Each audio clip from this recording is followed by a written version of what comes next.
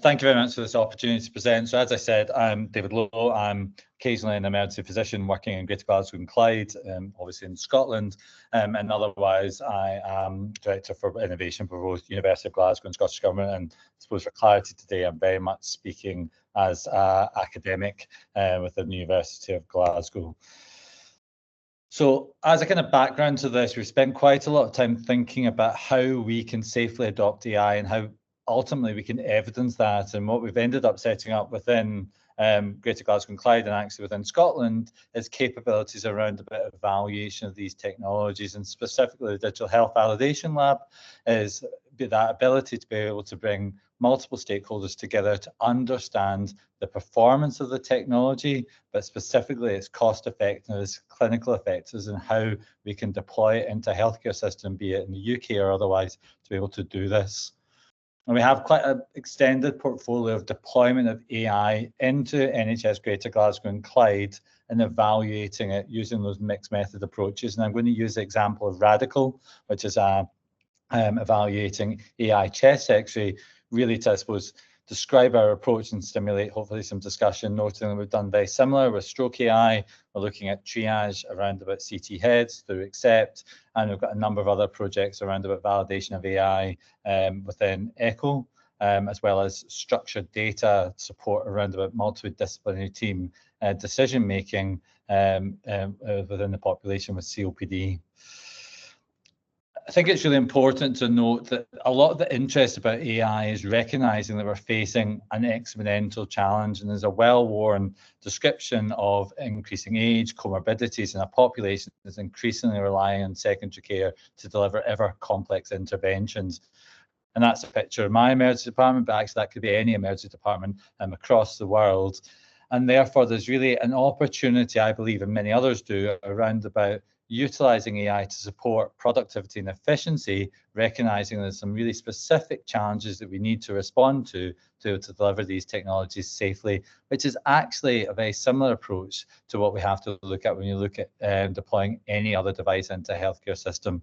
And certainly even during COVID times, we're involved a lot around about thinking about the performance characteristics of a COVID test, be it a lateral flow or PCR, and how that would influence clinical pathways and ultimately safety.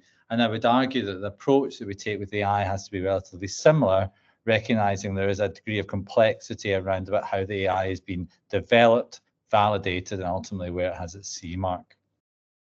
And to that point, there's a recognition that while somebody may have a great idea, there might be a great product that either a clinical group or senior manager or even government thinks is a great idea, there's a requirement for us to be able to explore that technology, understand its benefits, understand its pitfalls, and how it can be deployed safely into a clinical environment. And that can often be really challenging because it's not like a simple lateral flow device, recognizing that has some inherent complexity as well. But it's really about an understanding of how we incrementally adopt these technologies, recognizing that as we do so, we layer on increasing challenges. And certainly within Greater Glasgow and Clyde, as we start multiple AIs to support clinical pathways, and lung cancer is a great example of AI to support identification of potential X-rays of lung cancer, nodule detection and quantification for CT, and then precision medicine driven ways to think about treatment responsiveness.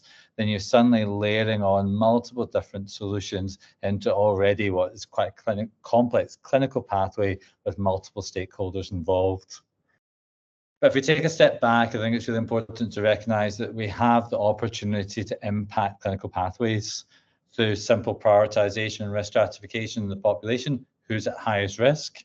How do we optimize workforce by increasing capacity? How do we think about productivity to be able to support workflow and enhance efficiency? And the AI Echo is a really great example of that, of creating an automated BSE accredited report that then can be reviewed and agreed by somebody that's qualified to do that. And then faster diagnosis, because we know, and there's really good evidence through a number of the solutions that we're deploying, both in cancer and other long-term conditions, that if we are able to diagnose people faster, then we can initiate therapies, guideline-based, of course, that actually reduce hospitalizations, reduce the burden of disease, and improve patient outcomes.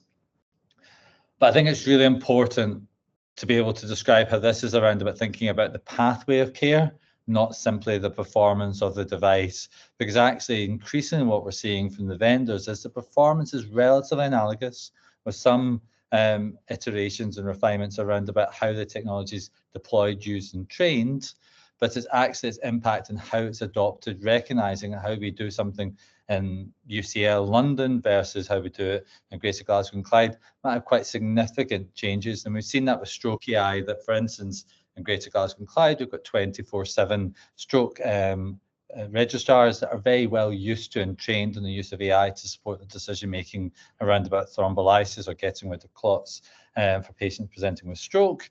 Whereas actually the hub and spoke approach means that our district generals do not have 24/7 stroke registrars. So therefore, how does an individual that's looking at these outputs episodically understand them and act upon them appropriately? And when we look at this, as a famous slide from AI chest x-rays, that multiple different vendors, head-to-head comparison, a standardized data set, yes, there's some divergence in performance, but actually it's relatively similar. And therefore, what we need to do when you think about these solutions is think about the user design, how they interface, and what the actual CE mark is for, and how that can be deployed safely to actually respond to the clinical question demand that's actually been questioned. So radical, this is one of our mixed method studies that we're looking to evaluate a technology, recognizing that within Scotland and indeed without the UK and the world, we've got a really significant challenge. 40% of patients present to unscheduled care for their index diagnosis of lung cancer, which is a significant problem. 47% of people present with stage 4 cancer, which is obviously significant progression of disease, which limits treatment options. So therefore, from both a policy point of view and a clinical expediency perspective, there's a real need for us to think about how we can optimize the pathway, detect and identify patients with potential cancer on chest X-ray remains the mainstay of that initial diagnostic process, and accelerate them through a diagnostic pathway through to an MDT and treatments. And that problem, and this solution that we're looking at is Cure, which is one of the multiple different vendors that are available to do this. And their technology, again, has some nuances that need to be considered. They provide a secondary capture, which you can see on the screen, and identify that area of potential abnormality that suffers both to the requesting clinician, if they visualize it, and obviously in an outpatient pathway from primary care, then there's nobody that looks at it apart from the radiologist. And they've got a limited number of features that they can identify. And all the vendors have different features they identify and different approaches to how they train their algorithm to identify, let's say, opacity or pleural effusion. And therefore, there's got to be an understanding of when we deploy this technology, what's our capacity to respond to these abnormalities. And within this particular solution, we're asking the AI to flag those with features associated with cancer so that a radiologist can look at them immediately and decide whether or not they need a CT or not. And therefore, this is the view that the clinicians and radiologists will get that gives them an explainability, which is really important when we think about radiology and AI versus some of the AI using structured data, that explainability and understanding why the AI thinks this person's at risk of hospitalization or death, and is there something that's actionable within there. Currently, the evidence for AI from NICE is saying that more research is required, and the Radical is a study that's been designed to respond to that evidence requirement. And that's really important for all stakeholders, both clinicians, potentially policy within government, but also managers within the boards and directors are thinking, are we going to invest in this technology? Is it going to describe both clinical and cost effectiveness? And obviously we look to NICE for that evidence and confirmation. But the standard lung pathway that clinicians are used to is that a GP sees a patient, they've got undifferentiated shortness of breath, a cough, weight loss, something that makes them think that a chest X-ray is a worthwhile first investigation. They send them to the hospital, they get an X-ray, the X-ray is reviewed by a radiologist, and then it's sent back to the GP with a report that says, let's say there's a nodule detected, consider requesting a CT scan, and that's a standard pathway. That pathway takes quite a considerable amount of time, and there's multiple points of potential failure, as well as communication points as letters go to and from primary and secondary care. In the accelerated pathway, which is what we've adopted, and again, it's really important to say that AI is part of pathway transformation, is thinking about that AI analyzes the chest X-ray when it's acquired. It provides a flag to both the radiographer and radiologist. It says there's features associated with cancer that have been predefined by the clinical group. Within 30 seconds, the radiologist looks at that image and then requests within 72 hours CT scan. So no letter going back to the GP for them to consider writing in back into secondary care for the CT. The radiologist says, yes, I agree, this has got features of urgent suspicion of cancer, therefore I request a CT. So again, really important, the AI provides a structured data point, but actually the transformation has been our clinical director, in our case, Ross McDuff, agreeing that radiologists will actually facilitate the CT scan rather than writing back to the primary care physician to do that. So again, we're creating evidence for NICE to support adoption of this technology across the UK. So step-wedge cluster randomized trial to give us a counterfactual for both the technical performance as well as the health economics. And we've stepped across 3 sectors within Greater Glasgow and Clyde, which looks after a population of approximately total of 1.2 million. So we went to Clyde sector first, which for those familiar with Glasgow and Scotland is Inverclyde and Paisley, towards the west of our region. Then we went to Glasgow Royal, which is in the east of our region, which again has a tertiary hospital and an outpatient service. And then finally into the Queen Elizabeth site, which is our tertiary quaternary site, and that was randomised so that we had no control over that. And we're gathering evidence of both, again, clinical cost effectiveness, technical performance and acceptability, asking both patient and staff about their thoughts about the technology and how it's affecting patient care, with a primary outcome looking at time to decision to CT or not, recognizing that we know delays in treatment, certainly delays of 6 months or more, will worsen outcome as that progresses. And as the last speaker in the discussion kind of alluded to, there's increasingly numbers of SOPs and radiology evaluation toolkits that are available, and I very much recommend you look for those within whichever fields you're exploring that allow you to think about that exploration phase, moving into potentially an evaluation, be it service evaluation or a full-throated study, and then implementation.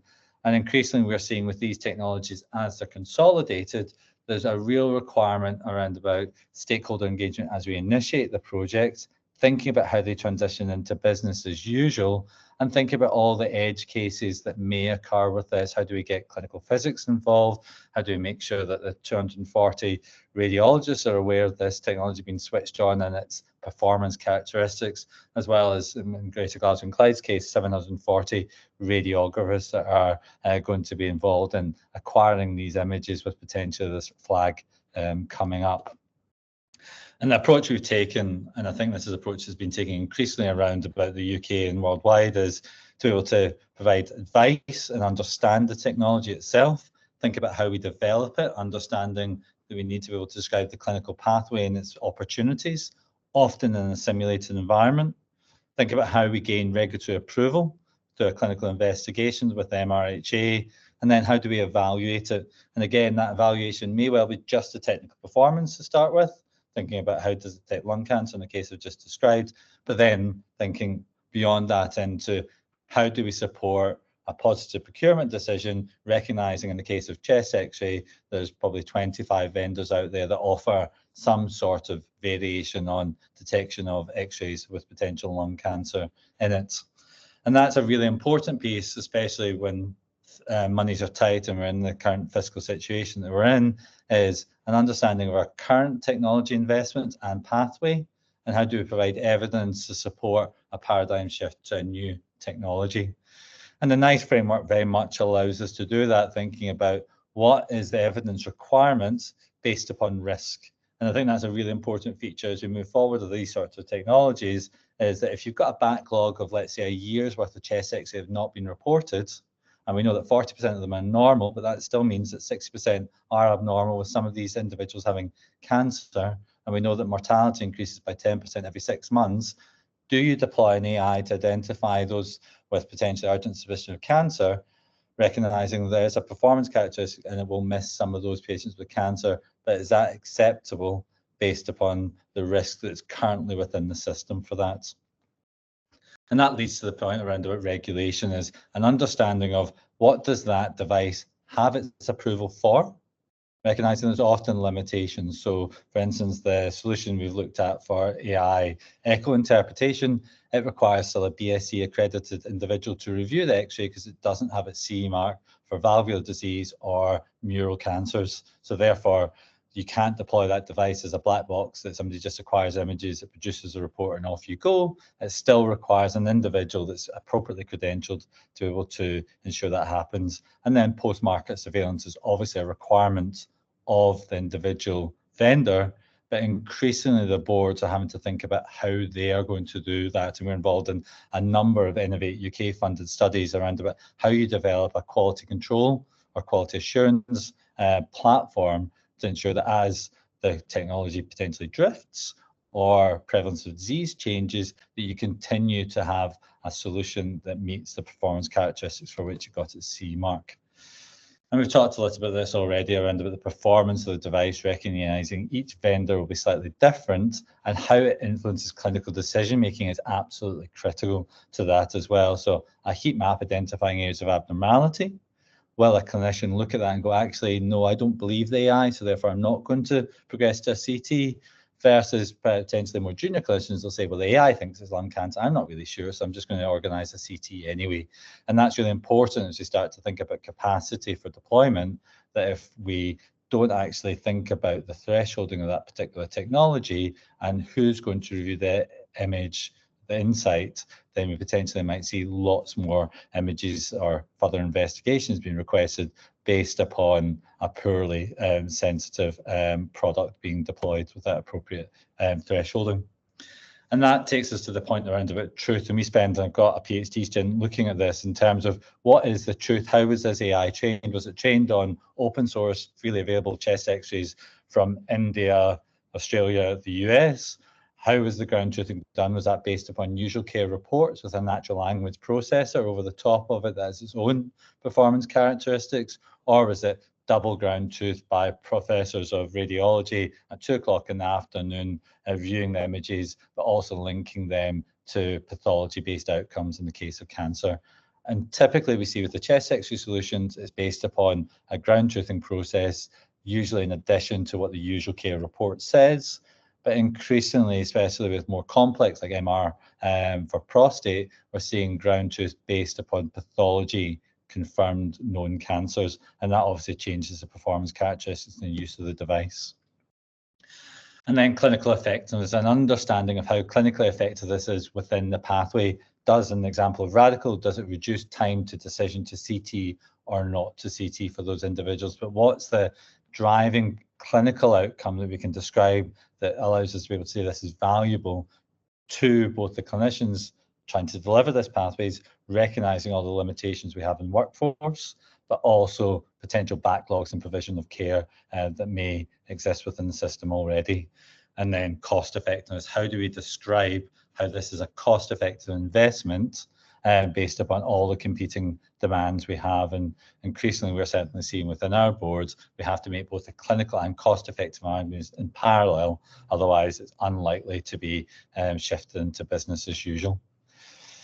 And then that final piece of acceptability is being able to describe to both the patient groups as well as clinicians about how this is acceptable, understanding the approaches to adoption and how do we train individuals within the workforce to adopt this technology, recognizing there's always people that will have an accelerated adoption of these technologies versus other people that might potentially lag behind and need a little bit more support to do so. So I'm going to take a pause, and really what's the future, and that's a question for our colleagues on this call, is how do we safely consider the adoption of AI technologies to respond to the exponential challenges we're seeing, both in terms of comorbidity, rising age, demand, as well as constrictions in workforce, and how can AI support clinical decision making and provide insights that allow us to stratify and care for patients better? And I would argue that that's often through an orchestrated approach where we think about our opportunities, the strategy, and adopt these technologies based upon a portfolio, with an understanding that single task-oriented adoption of AI, so for instance, detection of lung cancer based on chest X-ray, creates a bow wave of other activity in terms of requests for CTs, nodule management and quantification, PET scanning requirements. So therefore, a single AI that deals with a single problem, often quite downstream of the outputs that actually change clinical care, has to be thought in context of that. And that really takes us to thinking about these blockers to adoption. How do we provide leadership and do training? And NHS England has invested in the AI Fellowship Programme, which has been really valuable in putting that expertise in place.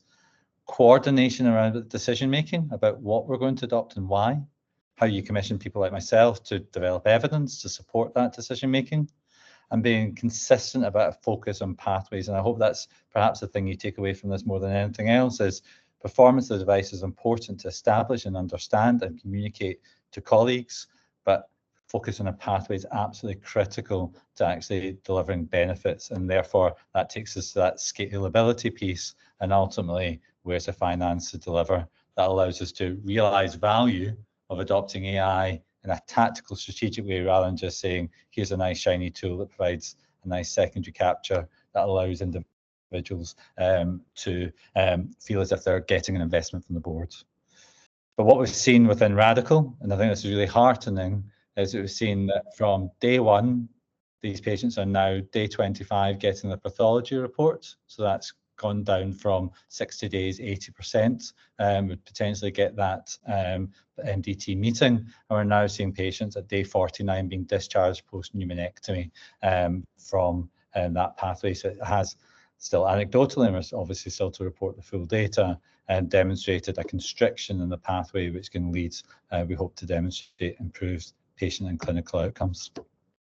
And this is, I suppose, the point of discussion, is how do we bring and engage all individuals within the NHS thinking about delivery of healthcare together and have a shared language of understanding of which can often feel a really complex area of activity, but how can we boil down to an understanding of we're deploying a new device that's supporting a clinical pathway, and how do we ensure it's safe, performant, and acceptable to our colleagues? So are we sure it does exactly on the tin? Thank you very much. I'm very happy to take any questions.